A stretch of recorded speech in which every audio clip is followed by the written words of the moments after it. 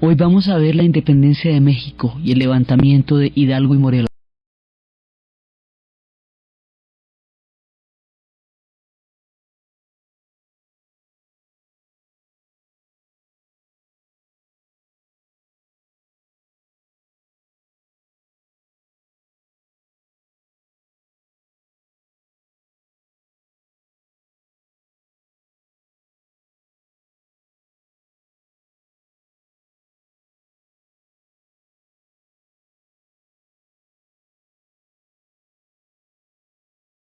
La vez pasada estábamos viendo cómo la independencia de México tiene unas características completamente diferentes a las que tiene el resto de la independencia de la América Española, porque como era el corazón del imperio, no le van a permitir un levantamiento, digamos, durante el tiempo de la fractura.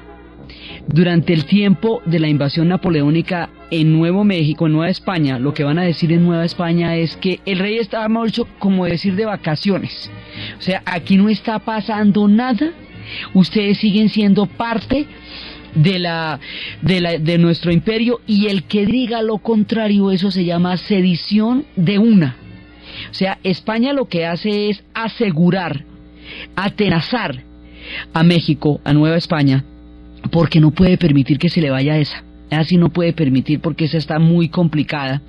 Entonces, mientras van pasando todas las juntas, recordemos que España va a ser invadida.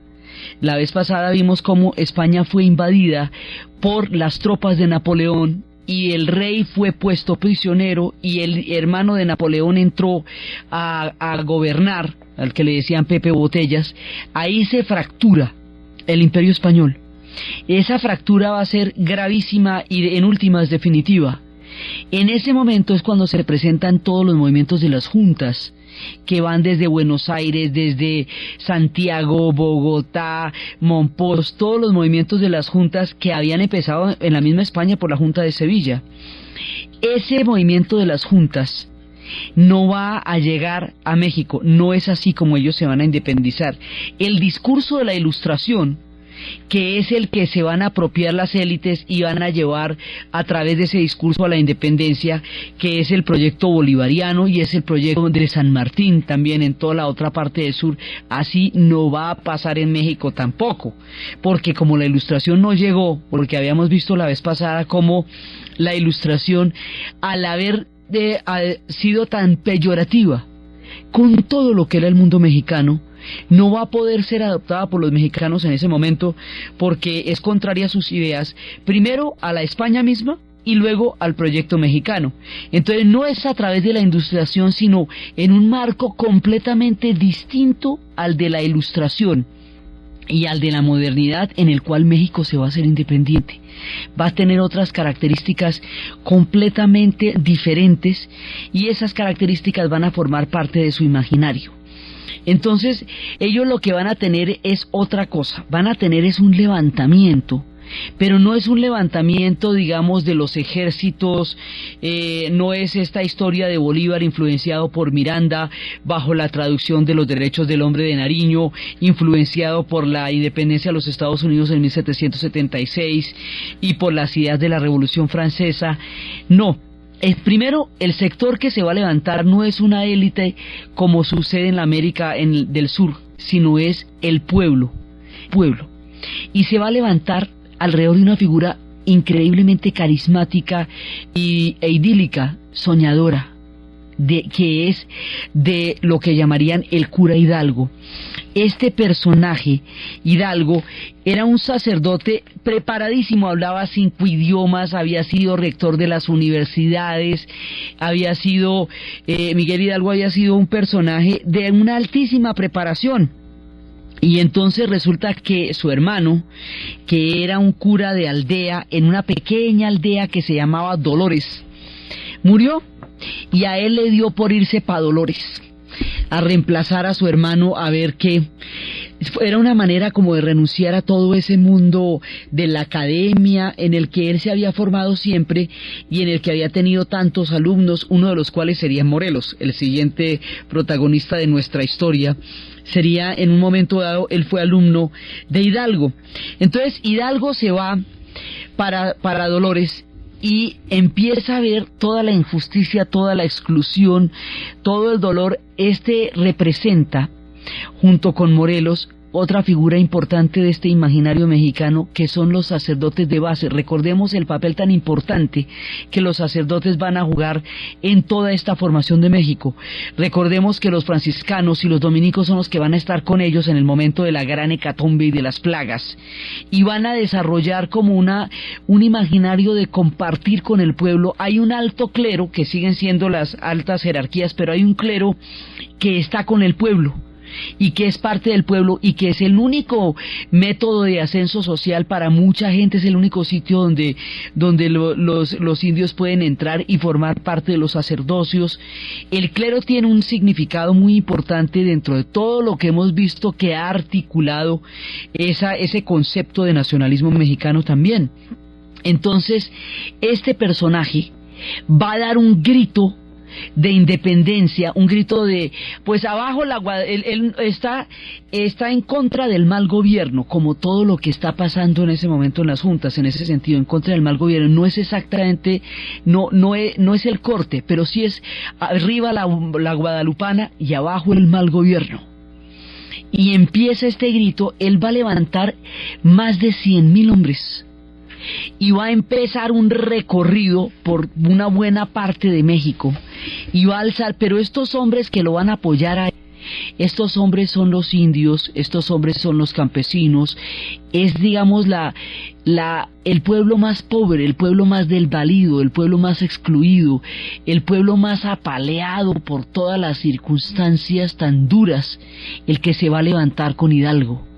Entonces es un levantamiento puramente popular, de base, de la pura raíz del pueblo mexicano, el que va a seguir a Hidalgo.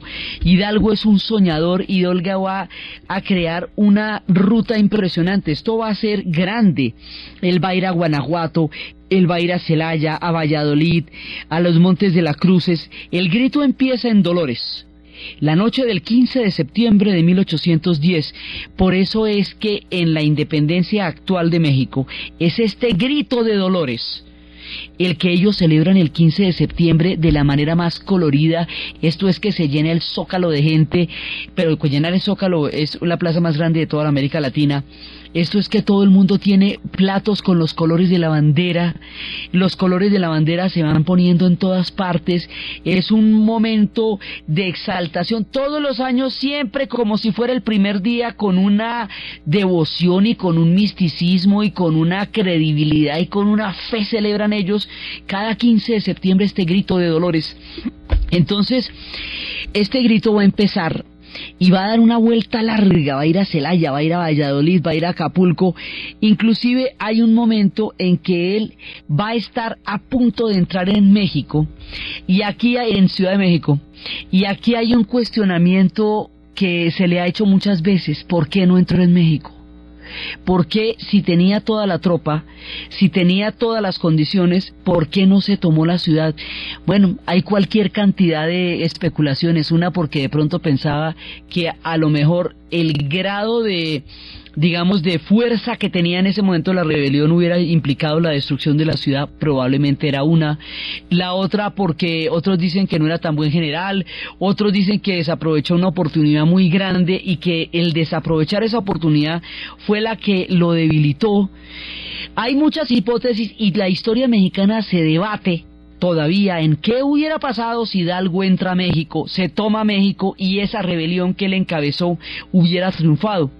Muy probablemente México sería una nación también muy distinta y su rumbo sería distinto, pero la historia está llena de hipótesis, y el tipo no entró a México, ¿y qué le vamos a hacer? Entonces no entró.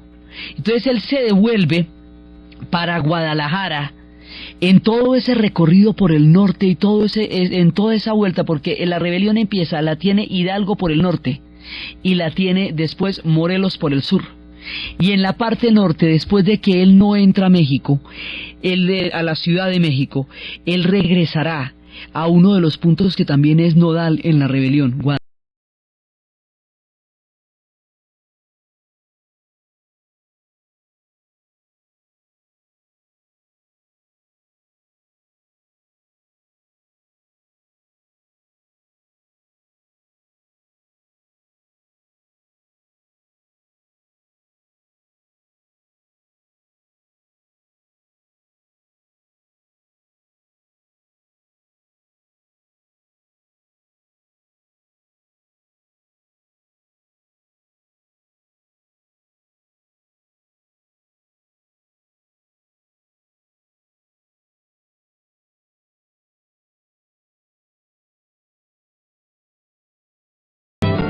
Y es en Guadalajara donde se va a dar la batalla, donde lo van a derrotar, la batalla del Puente Calderón.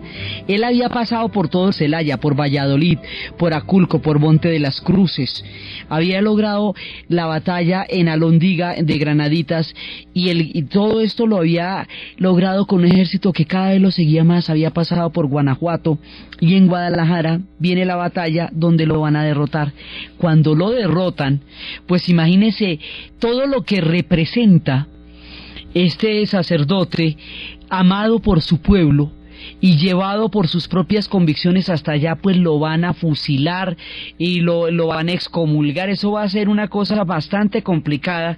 Lo van a declarar pues un personaje completamente subversivo, y entre más subversivo lo declaren y entre más lo vayan a fusilar y entre más lo vayan a excomulgar, digámoslo, el alto clero, más va creciendo la leyenda de Hidalgo. Por eso uno de los estados de México se llama por él, y él es uno de los padres de la nación, es Hidalgo, con esta rebelión. Entonces él no dura mucho, pero él hace la rebelión, él hace el levantamiento. Entonces Hidalgo hace el levantamiento y su alumno, que es Morelos, es el que lo va a seguir. Y Morelos las tropas de Morelos van a ir mucho más lejos. Miguel Hidalgo va a ser fusilado, y luego José María Morelos continúa, que es también otro sacerdote. Este es un sacerdote mestizo, y este fue alumno de Hidalgo en los seminarios, y él va a continuar la rebelión. Él va a alcanzar a tener más tiempo, va a alcanzar a tener más recorrido, y va a ser un montón, porque él va a pasar por Agazampín, por Iguala, ahí va a ser importantísimo. Él va a pasar por Tehuacán, por Oaxaca, por Acapulco, toda la parte del Pacífico. Toda la parte de que bordea la costa del Pacífico es el territorio de Morelos. Y después va a haber otro personaje que se llama Guerrero, que también es otro de los estados. Es que hay que pillarse uno los nombres de los estados y los nombres de las calles, porque esos son los nombres de las historias de los países. Entonces por eso se llaman los estados Hidalgo, Guerrero, Morelos, y las calles se llamarán después Reforma y Constitución, por todo lo que va a pasar de aquí en adelante. Entonces Hidalgo sí alcanza a llegar al poder, Hidalgo sí alcanza a firmar un acta, Hidalgo sí alcanza a protocolizarla, pero rápidamente lo van a tumbar y lo van a fusilar. Entonces, ahora, esta rebelión entre chiste y chanza va a durar 10 años. Esta rebelión, que va a durar 10 años, va a ser muy sangrienta. Van a morir como 600,000 personas allá, y eso va a ser un dolor muy grande. Por eso a veces dicen que no se sabía si Hidalgo no había entrado a México, porque le parecía muy doloroso ya para las tropas meterle en una batalla de semejantes proporciones después de todo lo que había sufrido, si era un interés humanista o si fue un descache militar. Eso siempre se pregunta. Morelos va a continuar y va a ser el que va a poder, digamos, protocolizar un poco este proceso. Y ellos y Guerrero son los que van a crear la independencia real, lo que de verdad va a ser la independencia, pero no va a ser ese el momento en que México se separe de España, porque estas rebeliones las van a aplastar. Las van a aplastar porque son rebeliones de los indios, de los mestizos, del pueblo puro. Son rebeliones de lo que con todos prejuicios llamaban la peonada o la indiada. Esas rebeliones asustaban tanto, como habíamos visto la vez pasada, a los españoles como a la élite blanca, como a la élite, digamos, criolla. Y por eso no van a tener, digamos, la posibilidad histórica de triunfar. De aquí en adelante, en muchos procesos de México, les va a faltar 5 para el peso. Esto casi se logra. Incluso Morelos llegó a estar en el gobierno. Casito se logra, pero las van a aplastar. Entonces, al aplastarlas, la independencia, el nombre de la independencia en ese momento se la va a tomar otro personaje, que es Agustín Iturbide, que va a hacer un pacto con España, y es el que va a decir que ellos se separan de España, como habíamos visto la vez pasada. Se separan de España, a no ser que aparezca un rey Borbón y reclame el trono. si aparece un rey Borbón y reclama el trono, entonces ahí sí tendría derecho, pero por lo demás ellos se van a declarar separados de España. Y este Agustín se va a convertir en emperador, fíjate tú. Digamos, es una cosa bastante extraña, pues si vamos a hacer una independencia, para él convertirse en emperador de México tampoco va a durar casi nada. Va a ser el que va, pero él es el que protocoliza, digamos, finaliza el acta de independencia. Los mexicanos reconocen su independencia a partir del grito de Dolores, a partir del levantamiento de Miguel Hidalgo, a partir de las tropas sublevadas con él recorriendo todos los territorios del norte. Es en ese momento en que ellos van a reconocer que realmente se empezó su independencia, aunque el que la selle, aunque el que la firme con España, o sea, es que tiene dos momentos. Tiene dos momentos distintos. Pues la nuestra también tiene dos momentos. La nuestra tiene un momento que es el del levantamiento del 20 de julio de 1810, y tiene otro momento que es la batalla de Boyacá, que es cuando definitivamente se sella la independencia y ya se produce la ruptura con el Imperio Español. Esta tiene dos momentos también, pero son dos momentos muy distintos, porque a diferencia de todas las juntas que se dieron en Sudamérica, el fenómeno de las juntas es un momento en que se están transfiriendo las instituciones, el poder se está transfiriendo del poder imperial a los cabildos, o sea, a instituciones que se están formando en el Nuevo Mundo. Esa transferencia del poder del imperio a las instituciones del Nuevo Mundo no se va a poder dar en México, porque España no lo va a permitir bajo ninguna circunstancia. Entonces no se da esa, digamos, esa toma del poder en términos institucionales, sino que se da ese levantamiento bravo, o sea, el levantamiento tenaz. Y como el levantamiento va a durar 10 años, porque es hasta 1821 que se va a solucionar, es muy curioso, es exactamente el mismo tiempo que en el siglo XX durará la Revolución Mexicana. Exactamente, ellos también empiezan en 1910 y va a ser hasta 1920, y en 1921 es que ya van a empezar a institucionalizar el proceso revolucionario. Y más adelante, cuando estemos en la Revolución Mexicana, Villa va a estar por el norte, Zapata por el sur, y Orozco los va a estar apoyando. Aquí Hidalgo está en el norte, Morelos en el sur, Guerrero los está apoyando, dura exactamente el mismo tiempo, es una rebelión popular, sale de las entrañas del pueblo y va a ser un proceso poderosísimo. Digamos, estos imaginarios de los levantamientos son recurrentes en la historia mexicana.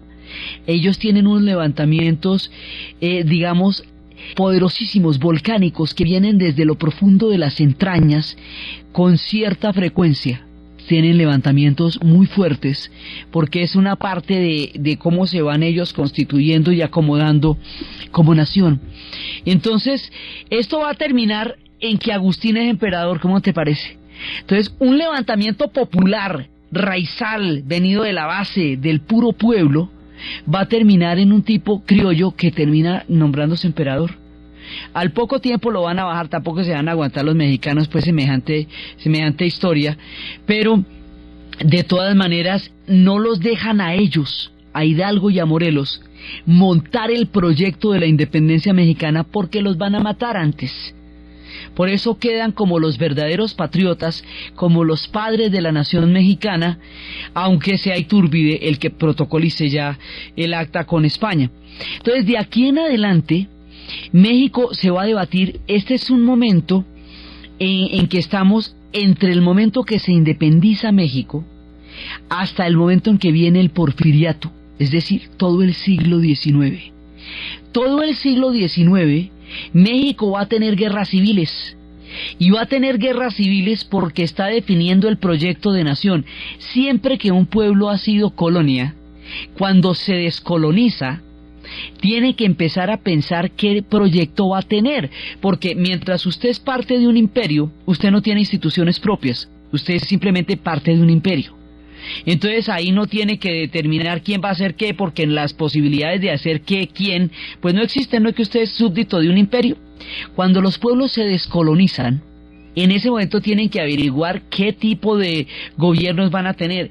todo lo que en un momento dado pudieron tener en común respecto del proyecto de descolonizarse o de separarse de una potencia o de un imperio, se vuelven divisiones una vez que se separen. Por eso es que después de las independencias vienen las guerras civiles, y ese es, digamos, el proceso en que en este momento todavía están los africanos, porque su descolonización es recientísima. Ellos se descolonizaron hace 40 años, y para un proceso eso es media hora. Entonces ahora vienen un montón de guerras, y vienen un montón de guerras civiles, porque vamos a definir qué es lo que vamos a hacer acá. Entonces, la primera parte es si vamos a hacer una república o un imperio. Entonces, en principio, ¿qué es lo que se está dirimiendo durante toda la rebelión de Hidalgo y Morelos, y que después va a tomar Iturbide? Iturbide se convierte en emperador, y después lo bajan, y México se va a convertir en una república. Entonces quedamos de que se va a hacer una república, finalmente no va a ser un imperio. Cuando quiso ser un imperio era un imperio muy grande, porque era un imperio que abarcaba toda Centroamérica. Acuérdense, Centroamérica todavía, para nuestro relato, tiene su destino unido al de México, todavía en este momento del imperio. Y toda la parte norte, que habíamos dicho que era hasta Colorado, que es una parte importantísima de los Estados Unidos, todavía forma parte del proyecto mexicano. El centro del proyecto está en la Ciudad de México. El eje de gravitación del proyecto está en la Ciudad de México, y las fronteras van a quedar muy apartadas, porque el territorio es inabarcable por su gran extensión. Y en las fronteras que están apartadas hay una cantidad de pueblos indios que todavía están combatiendo, unos desde la época de los españoles y otros empujados por los proyectos de colonización que se están dando en Estados Unidos, por los proyectos de expansión en Estados Unidos. Entonces los van a ir empujando hacia la frontera, hasta que en la frontera se vaya a formar un drama gigantesco. Entonces lo primero que vamos a averiguar es, ¿esto va a ser una república o va a ser un imperio? Entonces fue un imperio, un lapso de tiempo bastante breve, y luego ya se va a volver de nuevo una república. El imperio se va desmoronando poco a poco. La aristocracia criolla trata de aplastar a los republicanos, pues los aplastó en la capital, porque es que esto se hace con guerras civiles. O sea, sí, se firma eso, pero para tomarse usted la vocería, o digamos la capacidad de decisión de una rebelión que tiene un origen de clase completamente distinto, pues tiene que enfrentarse a esa, y eso fue lo que hicieron. Entonces la aristocracia criolla aplastó a los republicanos en la capital, impuso la instauración de un régimen monárquico, que es el que le da, y además, mire, para colmo de paradojas, Agustín Iturbide es elegido emperador. ¿Cómo lo van a elegir a un emperador? Esto queda muy chistoso. Entonces mire cómo es de distinto esto a la modernidad, porque la modernidad eran los estados laicos, las separaciones de poderes, todo eso, y aquí lo que hacen es una rebelión profunda para elegir, que en últimas va a terminar eligiendo a un emperador. Entonces esto queda chistosísimo y le da unas características completamente diferentes, y entonces el imperio se va a desmoronar. Y se va a desmoronar después con la rebelión de un personaje que se llama Antonio López de Santana, que él le va a dar el paso a la Primera República. Entonces aquí va a haber una serie de luchas que van a mantener a México en un proceso de guerras civiles. Mire, hubo por ahí como 20 años que alcanzaron a haber 33 gobiernos. De la cantidad de la inestabilidad política. Lo que pasa es que la inestabilidad política no le quita la fuerza como nación. O sea, ellos en su inestabilidad política, en sus guerras civiles y en todos los tropeles que les va pasando, van a poder enfrentar las cosas que tuvieron que enfrentar después con Francia y con Estados Unidos, y al contrario, eso los va a volver más nacionalistas todavía, más bravos, más tenaces. Pero ellos van a tener un periodo larguísimo de desangres, de guerras civiles. Primero, para determinar si son una república o si son un imperio. Segundo, que es lo de Hidalgo y Morelos. Segundo, para determinar si son federalistas o son centralistas, y eso es lo que tienen que decidir bajo el mando del general Santana. Sí, cómo esos estados se van a formar, cómo van a ser las instituciones. Luego, si son conservadores o si son liberales, y eso es lo que le va a tocar dirimir a la figura de Benito Juárez. Entonces, todo este tiempo hasta llegar a la era del Porfiriato, que ya es en 1880 y pico, ya al final, es tratando de ver qué proyecto histórico va a desarrollar México. Y en ese sentido, sí tiene la historia de todos los demás pueblos del continente y de todos los pueblos que se van a descolonizar. Argentina, que se va a independizar en 1816, va a pasar guerras civiles hasta el final del siglo XX. Nosotros vamos a tener las 40 guerras civiles que el coronel Aureliano Buendía peleó en 100 años de soledad. Eso en realidad nos pasó a nosotros.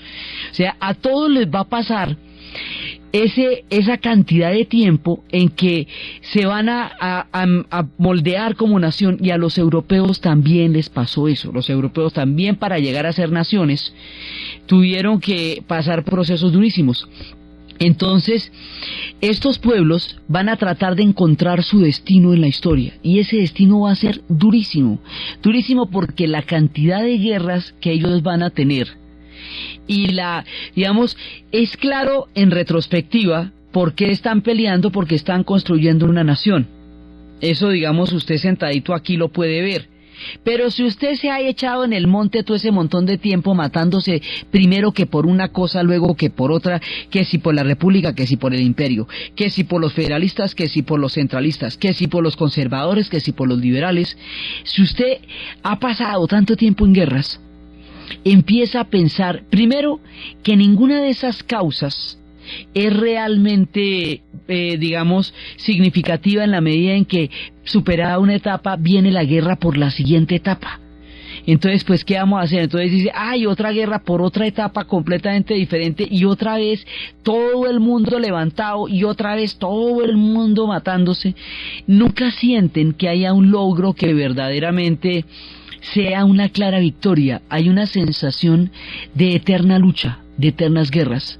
Cuando los pueblos sienten que han luchado mucho, cuando sienten que tienen guerras eternas, empiezan a agotarse y empiezan a sentir que la vida no vale nada, porque se pierde con tanta facilidad, son tantas las guerras, es tanta la gente que se ve diezmada aquí, que les parece que la vida no vale nada, y eso va creando ese imaginario de, digamos, de que la muerte está no solamente al acecho, sino que la muerte es casi que deseable, es la amiga, porque además, desde el punto de vista de la hecatombe demográfica, se hablaba de la tierra como un purgatorio, donde se vivía para poder llegar a la salvación, o si no, qué cuento le iban a echar en ese momento a un pueblo que había sufrido la tragedia demográfica que ellos habían sufrido.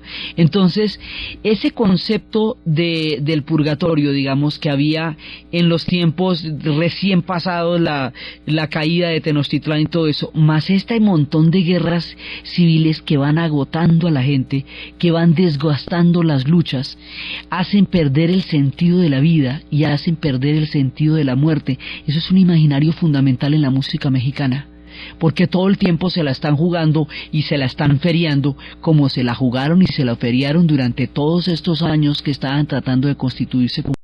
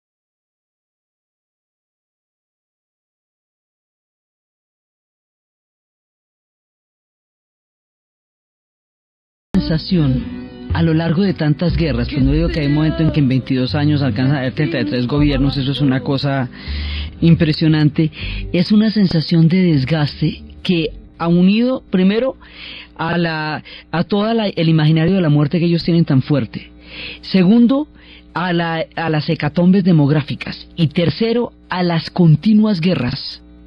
Eso les va a hacer parecer a ellos que la vida realmente no vale nada, que se la pueden jugar en cualquier momento, y eso es una de las cosas que va a crear, digamos, parte del carácter del charro mexicano, que se puede jugar la vida en cualquier momento, en cualquier instante, y eso va a hacer que la vida a la hora del té tenga muy poco valor y que sean muy sangrientos sus episodios históricos. Los pueblos que han tenido tanto tiempo de guerras, tanto tiempo de su estructuración en su creación como sociedades, tienden a perderle el valor a la vida. Y esto, digamos, ellos lo van a cantar como una de sus miradas sobre la historia. Entonces ellos siguen tratando de construir una nación, y la figura del general Santana va a ser una figura fundamental, porque el general Santana es el que se levanta cuando se desmorona el imperio. Se levanta el general Santana y él es el que va a llevar al final del imperio y al comienzo de la república, y es la primera república la va a constituir él, y va a ser presidida después por Victoria, pero él va a ser el que la va a constituir originalmente. Abre paso a la primera república, que es una república con una constituyente liberal y está presidida por Victoria. Santana va a reproducir un esquema que también se nos va a ver en muchas ocasiones, no solamente en la historia de México. Santana va a ser una figura que aparece como alguien que irrumpe para darle un paso a la república y termina convirtiéndose en un dictador. Eso es como un ciclo que se repite muchas veces. Juárez no va a ser un dictador, pero lo van a considerar así, y contra él se va a rebelar después Porfirio Díaz, y Porfirio sí que va a ser un dictador.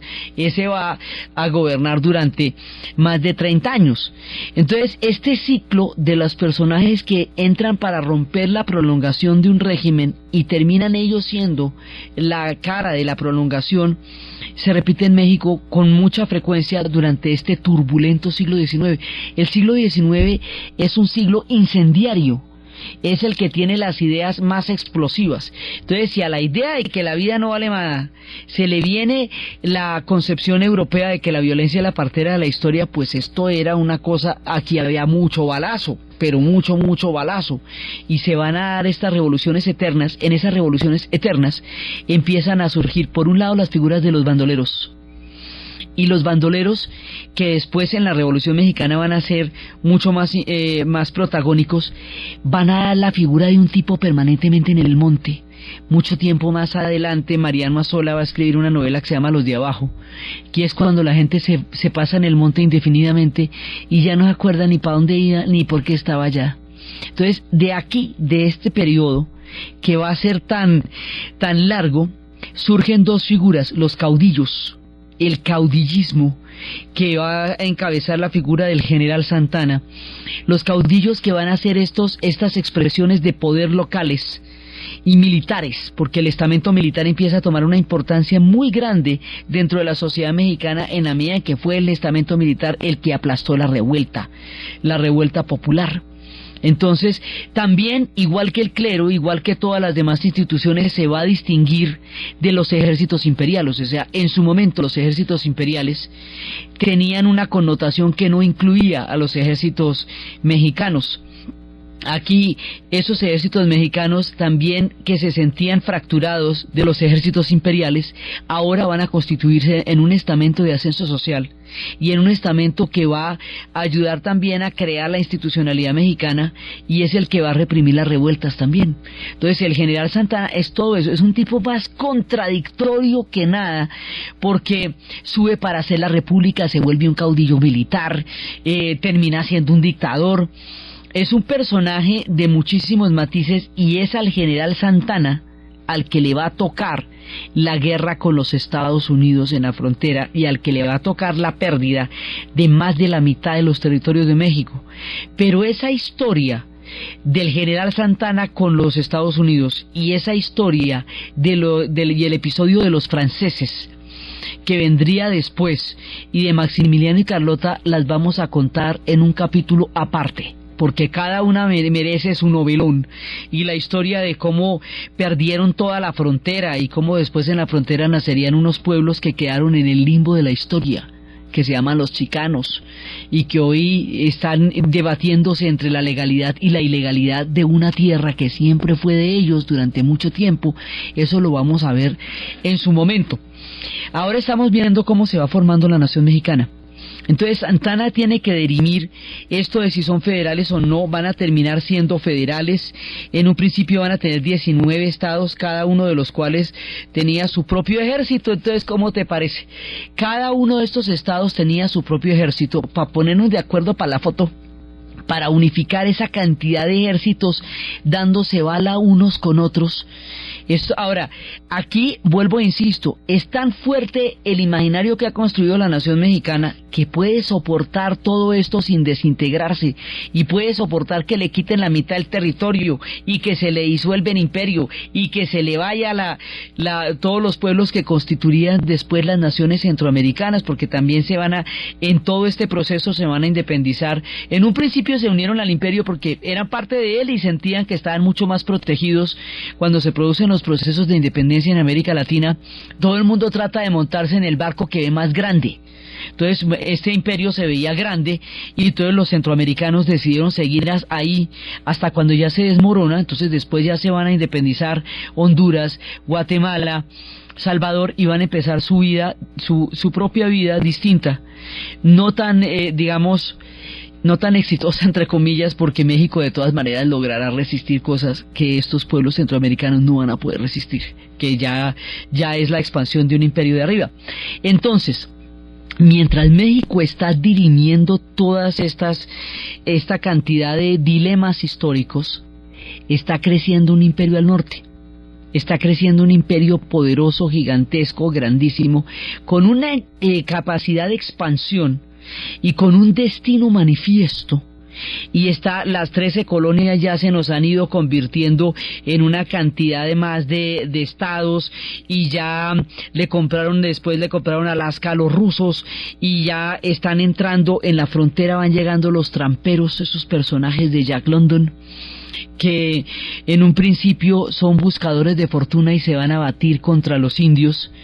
Y por el otro lado, un estado que pudiera ser de alguna manera un tapón entre el avance norteamericano de la frontera y lo que era en ese momento México, era Luisiana. Pero resulta que durante la invasión napoleónica, en las épocas en que Napoleón estaba en guerra con el mundo entero, pues los recursos se necesitaban y no podía, muchas veces no pudo mantener los territorios que ya tenía. En esa época de las guerras napoleónicas, Napoleón le vendió el estado de Luisiana, que era una colonización francesa, a los norteamericanos, pues a los Estados Unidos, porque todos son norteamericanos en este cuento, eso en términos geográficos. Entonces se lo vende a los Estados Unidos. Luego el único tapón que hubiera podido en ese momento jugar algún tipo de paso, o que hubiera podido tener alguna alianza con ellos, desaparece. La frontera se vuelve toda la frontera. Entonces ellos están en ese momento forjándose como nación, y al mismo tiempo que se están forjando como nación, están sintiendo los pasos de animal grande de un imperio enorme que empieza a morderle los talones.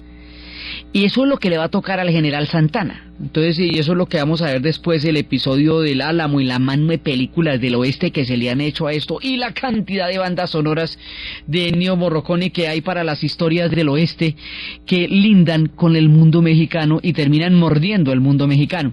Entonces Santana dirime estas dos, esto si vamos a ser federalistas o centralistas, y ese debate también lo va a tener toda la América del Sur. Toda la América del Sur, y también lo va a tener el Brasil cuando después, más adelante, deje de ser imperio, que ellos van a ser imperio hasta finales del siglo.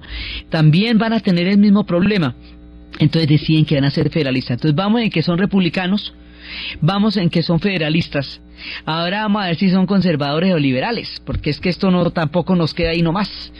Entonces, el tema de ser conservadores y liberales le va a tocar a otro personaje, que digamos, al general Santana lo vamos a dejar ahí detenido en el tiempo, porque es que con este es que nos vamos a meter en todo el problema de la frontera con los Estados Unidos, problema que se arma en esa época y que todavía en esta época de acá, en nuestro presente relato, está bastante lejos de resolverse. O sea, si hay algo crudo para resolverse, es el problema de la frontera. Eso, digamos, tiende como a agravarse cada vez más y ha establecido una relación histórica profundamente amarga entre esos dos pueblos por todo el drama de frontera. Entonces dejamos suspendido en el aire al general Santana y luego lo reactivamos para enfrentar a los Estados Unidos. Después es que viene una figura que también es entrañable para ellos, que también es una figura fundamental para ellos, que es Benito Juárez. Benito Juárez es un indio zapoteca que va a llegar primero al sacerdocio y luego va a llegar al poder, y él va a ser, mire, lo más paradójico de México, a Benito Juárez es al que le va a tocar el drama de la modernidad. Benito Juárez es el que va a dirimir que si es un estado laico o es un estado religioso el que va a ser México. Resulta que España tiene un proceso sobre si creaban un estado confesional, un estado, bueno, dicho, si había una posibilidad, porque estado confesional ya eran desde siempre, si había un estado laico. Esa pelea sobre si había un estado laico y había un estado liberal y había un estado, digamos, que tuviera todas las ideas de la Ilustración, es lo que llamaban el liberalismo. Y la pelea de mantener el estado, digamos, la idea de mantener el estado monárquico, el estado clerical, el estado ancestral, era el conservatismo en España.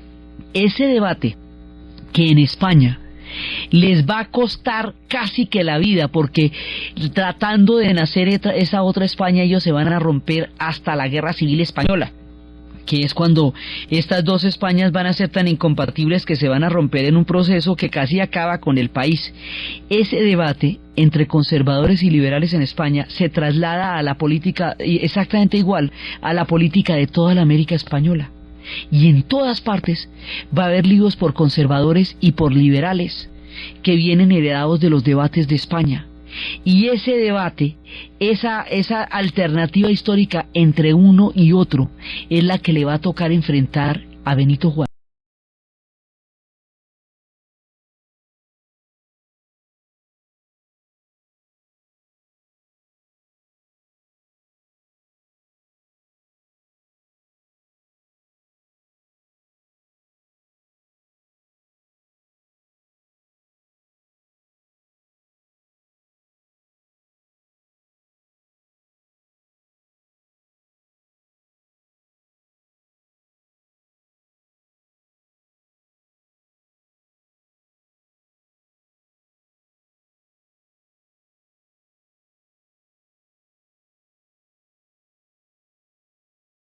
El tema de los liberales y los conservadores fue otra guerra civil, y esa guerra civil se fue como se llamarían las guerras de la Reforma, la guerra civil de la Reforma, que es de 1858 a 1860.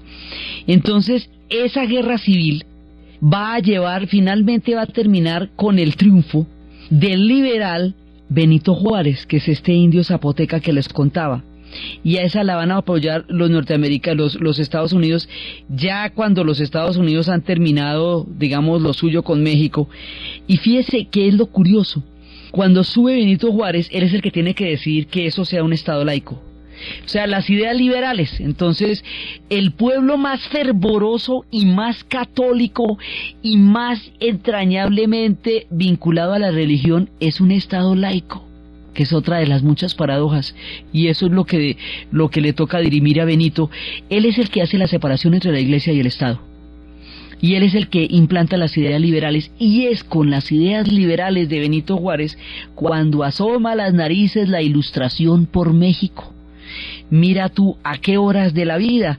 Es muy tardío este proceso, porque como habíamos visto que ellos habían tenido ese reversazo con la Ilustración, que usted no puede imponer ideas maravillosas de una manera violenta, porque eso no le funciona, porque los fines y los medios no son separables. Entonces habíamos visto cómo la Ilustración maltrató en primera instancia a España y después a México con la exclusión y la manera tan peyorativa como los trataba. Ahora, ya después de mucho tiempo, le toca a Benito Juárez, ya para 1860, empezar todo este proceso. Mire, la Ilustración es del siglo XVIII, y es en 1860 cuando este debate llega a México y llega a formar la institucionalidad mexicana, porque es que la Ilustración va a llevar la separación de poderes, la separación entre la Iglesia y el Estado. Es una plataforma política que fue la que lanzó la separación de poderes, la había lanzado Montesquieu. Entonces todo este debate ahora viene a colación cuando entramos en este pedazo de la formación de México, y eso lo encarna la figura de Benito Juárez. Benito Juárez también es muy importante para ellos, primero por su condición de indio zapoteca, y segundo porque es el primer modernizador, es, digamos, el artífice del primer estado moderno de México. El otro modernizador, a lo bestia y como, digamos, con unas dictaduras muy férreas, va a ser Porfirio. Pero Benito es una figura, digamos, es una figura muy apreciada por ellos, y también le tienen su estado. Eso a todos los que son duros le tienen su estado, el estado de Juárez también. Entonces así se van formando los estados a partir de los nombres de sus propios héroes. Aquí hay una cosa importantísima: ellos no tienen ninguna reverencia, ningún tributo por el Imperio Español, ni en los monumentos, ni en los conquistadores, ni en los nombres de los estados. Ellos nombran los estados por sus héroes, y los monumentos son los héroes de la independencia, y son los pueblos, los sacerdotes que han estado con ellos. Tienen una, digamos, su percepción. Eso también los diferencia de muchos pueblos de la América Latina, de la América española, que tienen en el ancestro español un factor de identidad. Los mexicanos no tienen ningún factor de identidad con respecto a España, porque tienen más bien la memoria de la destrucción. Entonces, con la memoria de la destrucción no le rinden tributo en absoluto, y Juárez es un personaje dentro de sus héroes. A Juárez le va a tocar otro temita. No vayan a creer que eso se les va así nomás. A Juárez le va a tocar una invasión de Francia por parte de Napoleón III, que va a llevar, apoyada por unos llamados monárquicos mexicanos, va a llevar un ejército encabezado por el archiduque Fernando Maximiliano de Habsburgo y por Carlota, su mujer. Entonces a él le va a tocar enfrentarse con los franceses. Esa historia con los franceses también la vamos a contar después, porque eso es de novela, y además llegan estos emperadores que tienen ideas socialistas, apoyados por los monárquicos mexicanos, a montársela a un tipo que es un liberal, que es el que está estableciendo el Estado moderno en México. Entonces aquí se va a formar un asunto absolutamente increíble entre el proyecto que está tratando de sacar adelante Benito Juárez y los franceses que se le aparecen en el camino, pero dice, pero ¿y cómo? Además, pues ellos tenían una deuda con los franceses, y Benito Juárez dijo que no la iba a pagar, y la negativa de pagar la deuda hace que los franceses lo vayan a invadir. Entonces a Santana le tocó lo suyo con los gringos, toma tus gringos. A este le tocó lo suyo con los franceses, toma tus franceses. Y mientras tanto el rancho ardiendo, porque México en guerras civiles, tratando de colocarse como nación en la mitad de todos estos avatares. Son años turbulentos los que van a vivir, pero ellos van a sobrevivir porque la fuerza que tienen, la tienen de atrás. La fueron creando a través de la memoria, y hemos visto cómo la tienen en las entrañas, y por eso es que esta nación va a aguantar todo esto que les estoy contando, y lo que hace es profundizarse, hacerse cada vez más fuerte, cada vez más cohesionada con su propio imaginario, aunque social y políticamente haya tantas guerras. Entonces, la historia legendaria de Maximiliano y Carlota, todos los avatares de la frontera, los comancheros, los apaches, Clint Eastwood, todos los personajes que se nos van a aparecer de la cantidad de miniseries que hemos visto, Wyoming, Utah, el desierto de Arizona, los escorpiones subiendo, la guerra del general Santana, la epopeya del Álamo, que en realidad era una manera de glorificar la desmembración de un pueblo de más de la mitad de su territorio. Todas esas aventuras las vamos a ver en el siguiente programa. Entonces, desde los espacios del grito de Dolores, desde el día en que se levanta Hidalgo con todo el pueblo que lo sigue, desde la ruta de su discípulo, tanto en la academia como en la política y en la historia, Morelos, desde todas las grandes encrucijadas que estos personajes han tenido que enfrentar, desde el general Santana, desde el emperador Agustín, desde Benito Juárez modernizando México, desde el pueblo mexicano tratando de crear con sus propias manos su propio destino, enfrentado a 1000 avatares, construyendo una nación, en la narración de Ana Uribe, en la producción Ernesto Díaz, y para ustedes feliz domingo.